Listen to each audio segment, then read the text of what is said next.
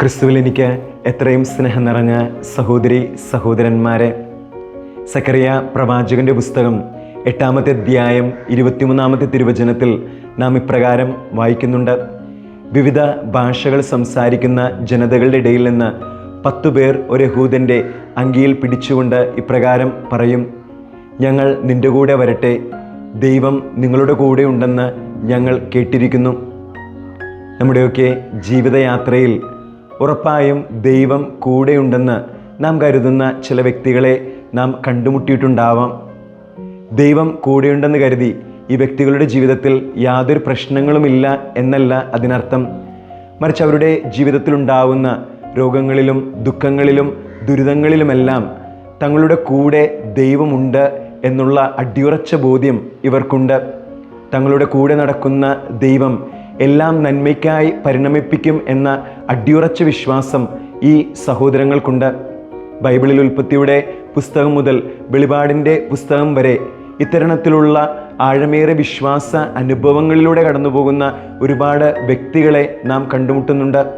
പുറപ്പാടിൻ്റെ പുസ്തകത്തിൽ മോശയ്ക്കുണ്ടാവുന്ന ആഴമേറിയ വിശ്വാസ അനുഭവത്തെ നാം ധ്യാനിക്കുന്നുണ്ട്. ചെറുപ്പം മുതൽ മോശയുടെ ജീവിതം പ്രതിസന്ധികളുടെ ഒരു ഘോഷയാത്രയായിരുന്നു. ജനിക്കുമ്പോൾ തന്നെ ഫറവോയിൽ നിന്ന് രക്ഷ നേടാനായി മോശയുടെ അമ്മ നൈൽ നദിയിൽ മോശയെ ഒഴുക്കിവിടുന്നുണ്ട്. എന്നാൽ ദൈവപരിപാലന മോശയെ തേടിയെത്തുക ഫറവോയുടെ മകളിലൂടെയാണ്. ഫറവോയുടെ കൊട്ടാരത്തിൽ വളരുന്ന മോശയുടെ വളർത്തമ്മയായ സ്വന്തം അമ്മയിലൂടെ തൻ്റെ ജനതയുടെ ബുദ്ധിമുട്ടുകളും ഞെരുക്കങ്ങളും മനസ്സിലാക്കുകയാണ്. ഒരിക്കൽ തൻ്റെ വംശജനെ രക്ഷിക്കാനുള്ള ശ്രമത്തിനിടയിൽ ഒരു ഈജിപ്തുകാരനെ മോശയ്ക്ക് കൊല്ലേണ്ടതായിട്ട് വരുന്നുണ്ട്.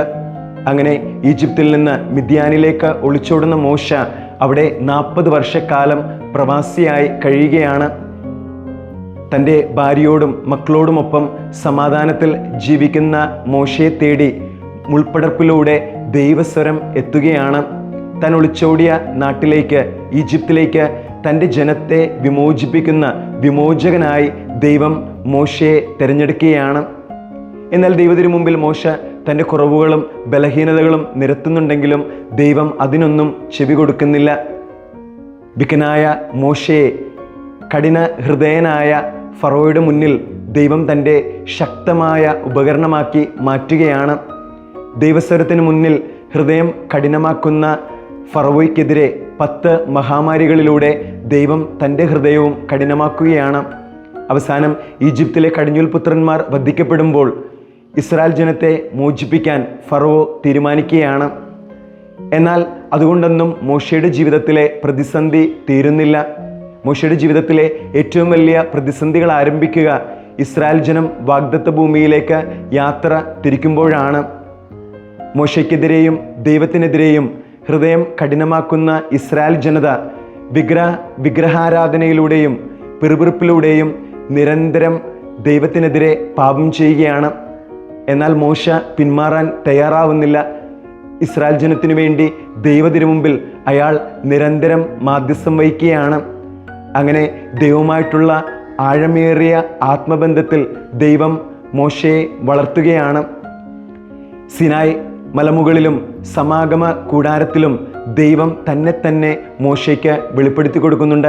അങ്ങനെ അയാൾ ദൈവത്തിൻ്റെ കൂട്ടുകാരനായി മാറുകയാണ്.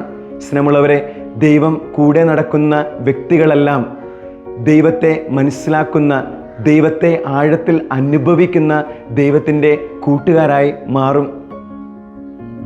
സുവിശേഷ വൽക്കരണത്തിൽ വളരെ സജീവമായിട്ടുള്ള ഷാലോം പ്രസ്ഥാനം സുവിശേഷ വൽക്കരണ മേഖലയിൽ 25 വർഷം തികയ്ക്കുകയാണ്. ഷാലോം പ്രസ്ഥാനത്തിൻ്റെ അമരക്കാരനായ ഷെവലിയർ ബെന്നി പുന്നത്തറ തൻ്റെ ആത്മകഥയായ പ്രലോഭനങ്ങളെ വിട എന്ന പുസ്തകത്തിലൂടെ തനിക്കുണ്ടായ ഒരുപിടി ആഴമേറിയ വിശ്വാസ അനുഭവങ്ങൾ പങ്കുവയ്ക്കുന്നുണ്ട്. അദ്ദേഹം പങ്കുവയ്ക്കുന്ന ഒരു അനുഭവം നിങ്ങളുമായിട്ട് പങ്കുവയ്ക്കാനായി ഞാൻ ആഗ്രഹിക്കുകയാണ്. കോഴിക്കോട് പേരമ്പരയ്ക്ക് അടുത്തുള്ള ഒരു വാടക ഭവനത്തിലായിരുന്നു ഷാലോം മാഗസിൻ്റെ ഓഫീസ് പ്രവർത്തിച്ചിരുന്നത്. ഒരിക്കൽ അദ്ദേഹത്തിന് പെരുവണ്ണാമൂഴിയിലേക്ക് ഷാലോം മാഗസിൻ്റെ ഓഫീസ് മാറ്റാനുള്ള സന്ദേശം ലഭിക്കുന്നുണ്ട്. എന്നാൽ 3 മാസം അന്വേഷിച്ചിട്ടും അദ്ദേഹത്തിന് ഒരു ഓഫീസ് കെട്ടിടം കണ്ടെത്താൻ കഴിയുന്നില്ല. ബാങ്കിലെ ജോലിയൊക്കെ ഉപേക്ഷിച്ച് സദാ സുവിശേഷ പ്രഘോഷണം നടത്തുന്ന യാതൊരു സാമ്പത്തിക ഭദ്രതയുമില്ലാത്ത ബെന്നി പുന്നത്തറയ്ക്ക് ഓഫീസ് കെട്ടിടം വാടകയ്ക്ക് നൽകാൻ ആരും തന്നെ തയ്യാറാവുന്നില്ല. അവസാനം അദ്ദേഹം ഒരു രാത്രിയിൽ വീട്ടിലേക്ക് മടങ്ങുമ്പോൾ വഴിയിൽ വെച്ച് നിരാശനായി മുട്ടുകുത്തി ദൈവത്തെ നിലവിളിച്ച് അപേക്ഷിക്കുന്നുണ്ട്. ദൈവമേ, നീ പറഞ്ഞിട്ടാണല്ലോ ഞാൻ മാഗസിൻ തുടങ്ങിയത്. ഇപ്പോൾ പ്രവർത്തിക്കുന്ന കെട്ടിടത്തിൽ നിന്ന് ഒഴിഞ്ഞുപോകാൻ പറഞ്ഞിട്ടും എനിക്കതിന് സാധിക്കുന്നില്ല. പുതിയൊരു കെട്ടിടം കണ്ടെത്താൻ എനിക്കിനിയും കഴിഞ്ഞിട്ടില്ല. ഞാൻ ഈ എന്താണ് ചെയ്യുക? അങ്ങനെ അദ്ദേഹം അവിടെ മുട്ടുകുത്തി നിന്ന് ഒരുപാട് സമയം കരയുകയാണ്.